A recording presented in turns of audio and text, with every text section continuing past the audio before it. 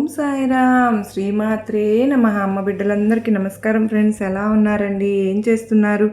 అందరూ అమ్మవారి దయ వలన అందరూ కూడా సుఖంగా సంతోషంగా ఉన్నారు అని చెప్పి అమ్మవారిని క్షేమంగా ఉండాలి అని మనస్ఫూర్తిగా అమ్మవారిని వేడుకుంటూ అమ్మవారి ఆశీస్సులు మనందరిపైన ఎప్పుడూ ఉండాలని మనస్ఫూర్తిగా ఆ తల్లిని వేడుకుంటూ ఈరోజు వీడియో అయితే మొదలు పెడుతూ ఉన్నాను. ఇక ఈరోజు వీడియోలో అమ్మవారి సందేశం ఏంటి అంటే కనుక, బిడ్డ నీతో ఒక రహస్యం చెప్పాలని ఈ తల్లి నీ చుట్టూ కూడా ప్రతి క్షణము తిరుగుతూ ఉంది. ప్రతిరోజు కూడా పరవశించిపోతూ మరీ తిరుగుతూ ఉన్నాను. మరి ఆ రహస్యం నీతో చెప్పాలని ఆమె ఎంతో కాలంగా ఎదురు చూస్తూ ఉన్నది. నీ కష్టానికి ఇదే ఆఖరి రోజు కాబోతున్నది. మరి ఆ రహస్యం ఏమిటో, ఆమె ఏం చెప్పాలి అని అనుకుంటున్నారో తెలుసుకో మరి బిడ్డ అనేసి అమ్మవారు అయితే అంటూ ఉన్నారు. మరి అమ్మవారు ఈ సందేశం ద్వారా మనకు ఏమి చెప్పబోతూ ఉన్నారో తెలుసుకుందామండి. అంతకంటే ముందుగా మన ఛానల్ని కనుక కొత్తగా ఎవరైతే చూస్తూ ఉన్నారో ప్లీజ్ అండి సబ్స్క్రైబ్ చేసుకుని లైక్ చేసి సపోర్ట్ అయితే ఇవ్వండి. ఇక అమ్మవారి సందేశం గురించి తెలుసుకుందాం. బిడ్డ, ఈమె ప్రతిరోజు కూడా నీ చుట్టూ తిరుగుతూ ఉంది. నీకు ఏదో ఒక రహస్యం అయితే, ఒక సంకేతాన్ని అయితే ఇవ్వాలని చూస్తూ ఉన్నది అని చెప్పి చెప్తూ ఉన్నాను కదమ్మా. ఈరోజు ఆదివారం మొత్తం తిరుగుతూనే ఉంది అని చెప్పి ఆ సంకేతాన్ని ఎవరి ద్వారా తెలియజేయాలో తెలియక ప్రతి క్షణము కూడా నిన్ను గమనించుకుంటూ నీ కోసం ఎదురు చూస్తూ నీతో రహస్యంగానైనా సరే తప్పకుండా ఏదో ఒక విధంగా కొన్ని సూచనలు అయితే నీకు అందచేయాలని ప్రయత్నిస్తూ ఉన్నది. మరి ఆ వ్యక్తి ఎవరు, ఆ వ్యక్తి అసలు ఏ విషయాన్ని తెలియజేయాలని చెప్పి చూస్తూ ఉన్నది. తెలుసుకునే ముందు నీ మనసులో ఉన్నటువంటి అనుమానాలను, అపనమ్మకాలను, భయాలను అన్నింటినీ కూడా కాసేపు పక్కన పెట్టి ప్రశాంతంగా నీ మనసును ఉంచుకుని ఈ దుర్గమ్మ చెప్పేటటువంటి సందేశంలో ఉన్న విషయాలను అన్నీ కూడా గమనించుకుని దేని గురించి అయితే నా దుర్గమ్మ ఈ విధంగా ఈ సందేశాన్ని వినిపిస్తూ ఉన్నది, అసలు ఎందుకోసం ఈ సందేశాన్ని నాకు ఈ విధంగా ఒక సూచనలాగా తెలియజేయబోతూ ఉంది అనే విషయం గురించి తెలుసుకో బిడ్డ.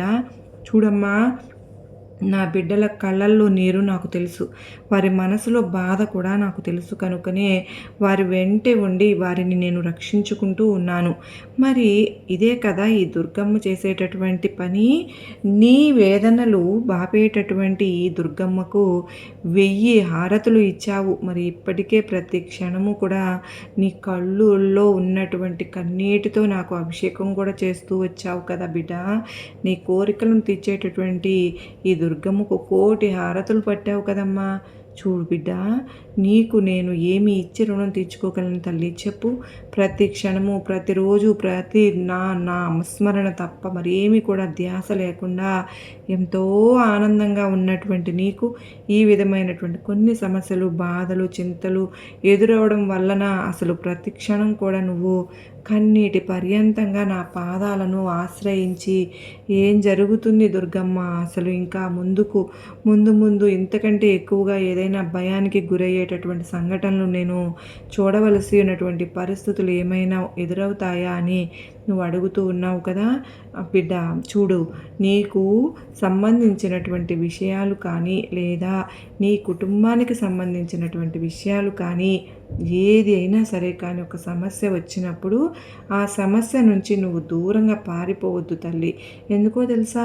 ఆ సమస్య నువ్వు పారిపోవడం చూసి ఎగతాళి చేస్తుంది, ఇంకా నవ్వుకుంటుంది, నిన్ను ఏదో ఒక రకంగా ఇంకాస్త బాధ పెట్టాలని చూస్తుంది. కనుక ఆ సమస్యకు నువ్వు ఎదురు తిరిగి నిలబడాలి.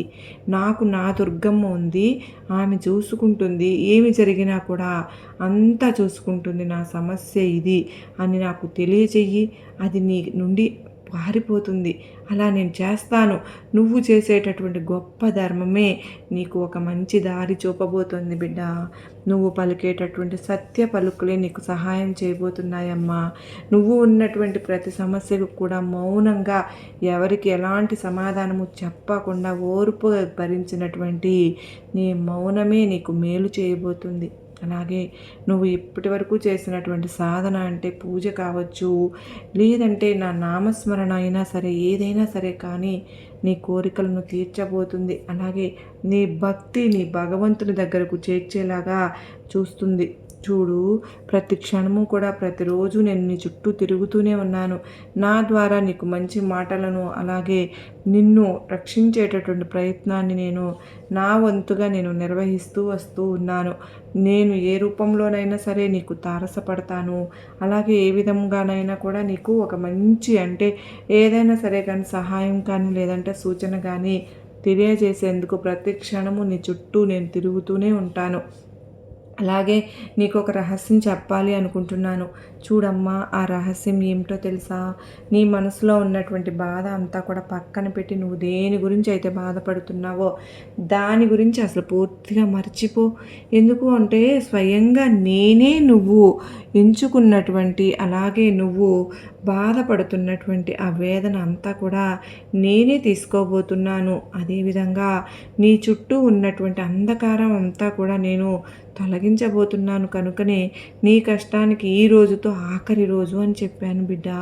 నువ్వు నాతో ఉన్నంతకాలం నేనే అని సర్వం అని నమ్మినంత కాలము నువ్వు ఎన్నో చమత్కారాలను చూస్తావమ్మా నా ద్వారా. అలాగే నా ద్వారా నీకు మరికొంతమందికి జరగబోయే విషయాల గురించి తెలియజేసి, అలాగే రాబోయేటటువంటి ఆపదలను వారికి ముందే తెలియపరిచి వారిని చాలా జాగ్రత్తగా కాపాడుకున్నాను. ఈ విశ్వమంతటా వ్యాపించి ఉన్న నేను నా ద్వారా జరిగేటటువంటి సంఘటనలు, జరగబోయేటటువంటి ప్రమాదాలు, లేదంటే ఏదైనా సరే కానీ ఒక సంకేతాన్ని అయితే నీకు తప్పక తెలియపరుస్తున్నాను. నేను నిరాకారిగా ఉంటానే కానీ అందరి హృదయాలలోనూ చిరస్థాయిగా ఉంటానని తెలుసుకో బిడ్డ. అలాగే ఎన్నో గొప్ప గొప్ప అనుభూతులను, చమత్కారాలను అనుక్షణం చూపిస్తూనే ఉంటాను. అవి సత్యాన్ని మీరు ఎప్పటికీ కూడా మరచిపోవద్దు. తెలుసుకోండి. మీకు కష్టం వచ్చినప్పుడు మాత్రమే దుర్గమ్మ అని అనుకోవడం కాదమ్మా. నీ మనసే దుర్గమ్మ నిలయం కావాలి. అప్పుడు కష్టం గురించినటువంటి ఆలోచన అనేది మీ మనసులకు రాదు. ఒకవేళ వచ్చినా కూడా అది అంతగా మిమ్మల్ని బాధ పెట్టే ప్రయత్నం చేయదు. మీరు ఆ కష్టాల వలయం నుంచి వద్దని చెప్పి కోరుకుంటారు, కానీ ఆ వలయంలో జీవించి ఉండవలసినటువంటి పరిస్థితులు ఏర్పడుతూ ఉంటాయి. నీవు ఈ క్షణికమైన జీవితాన్ని, ఈ వలయాన్ని దాటి పరమాత్మ యొక్క తత్వం అనేటటువంటి సత్యాన్ని కనుక నువ్వు అర్థం చేసుకున్నట్లయితే తప్పకుండా నువ్వు భగవంతునికి నువ్వు అతి చెరువులో ఉంటావు. నీ గురించి తల్లిగా నేను ఎప్పుడూ అదే తపన పడుతూ ఉంటాను బిడ్డ. నమ్మకం, శ్రద్ధ ఉండేటటువంటి మంత్రాలతో నీకు ప్రతి క్షణము ఆ సత్యాన్ని అనుభవంలోకి తీసుకురావాలని ఎన్నో రకాలుగా సంకేతాలను నీకు తెలియజేస్తూ ఉంటున్నాను. దుర్గమ్మ చమత్కారాలలో ఉండే ఆధ్యాత్మిక బోధనలను నువ్వు గనుక అర్థం చేసుకున్నట్లయితే గనక, ఆ ప్రయత్నం గనక నువ్వు చేయడం మొదలు పెడితే గనక నా యొక్క పరమార్థాన్ని నువ్వు అర్థం చేసుకున్నట్లే. ఈ దుర్గమ్మ యొక్క పరమార్థం నీకు అర్థమైనట్లే బిడ్డ. ఈ మానవ జన్మ లక్ష్యం ఏమిటో నీకు తప్పకుండా అర్థమవుతుంది. ఈ లక్ష్యాన్ని చేరడానికి కావలసినటువంటి సాధన ఏమిటి అంటే కనుక, దుర్గమ్మ నీ దగ్గర ఉండి నీ పనులను అనుగ్రహిస్తూ ఉంటుంది అనేటటువంటి అర్థం ఉన్నటువంటి చమత్కారమేనమ్మా. విజయవాడ రిక్షాలో తిరిగిన ఈ దుర్గమ్మ గురించి, చమత్కారం గురించి నీకు తెలుసు కదా. దానిలో ఉన్నటువంటి అర్థాన్ని నువ్వు తెలుసుకోవాలి బిడ్డ. నీ సమస్యకు తగినటువంటి పరిష్కార మార్గాన్ని అమ్మ ఏ విధంగా సందేశం ద్వారా అందజేసి నీ మనసుకు ధైర్యం చెబుతున్నది అనే విషయంగా కాకుండా, దుర్గమ్మ గురించి ఆలోచించేటటువంటి విషయాల గురించి చెప్పుకునేటప్పుడు ఏదైనా సరే కానీ, నా గురించి చెప్పుకునేటటువంటి లీలలు కానీ, లేదంటే నా గురించి చెప్పుకునేటటువంటి మాటలు కానీ, ఏదైనా సరే కానీ శ్రద్ధతో ఆలకిస్తారు. వారు కూడా ఈ దుర్గమ్మను అతి చెరువులోనే ఉండునట్లేనని, దుర్గమ్మ ఆడినటువంటి భక్తి, నమ్మకము ఇవ్వకపోయినా అడిగినటువంటిది కూడా ఈ దుర్గమ్మ ఎప్పుడు కూడా మిమ్మల్ని క్షమిస్తూనే ఉంటుంది. ఎందుకో తెలుసా? నా బిడ్డలైన మీ మీద అనంతమైన ప్రేమ ఉంది నాకు. ఆ విధంగా ఈ దుర్గమ్మ అనుగ్రహానికి పాత్రులైన వారిలో ఎంతోమంది ఇప్పటికీ కూడా నన్ను ఆరాధ్య దైవంగా భావిస్తూ ఉన్నారు అంటే, నా నామస్మరణతోనే లీనమైపోయి ఉన్నారు అంటే, దానికి కారణం నేను చూపించే ప్రేమ. మీ మీద నాకు అపారమైన ప్రేమ ఉంది బిడ్డ. అందుకనేనమ్మా నీకు ఇటువంటి సందేశాలను ఎప్పటికప్పుడు పంపిస్తూ ఉన్నాను. నా బిడ్డలు ఆనందంగా ఉండాలి, నా బిడ్డలు సంతోషంగా ఉండాలి అని నేను చెప్పింది నీకు అర్థమైంది కదా తల్లి.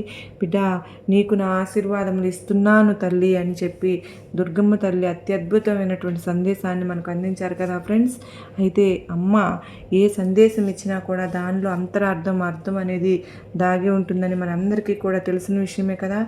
మరి అమ్మవారి పాదపద్మములకు మనందరము కూడా ప్రణమిల్లి అమ్మవారి ఆశీస్సులు మనందరికీ దక్కాలని మనస్ఫూర్తిగా ఆ తల్లిని వేడుకుంటూ మరలా మరో చక్కని అమ్మవారి సందేశంతో కలుస్తానండి. అంతవరకు అందరికీ నమస్కారం ఫ్రెండ్స్. ఓం శ్రీమాత్రే నమః.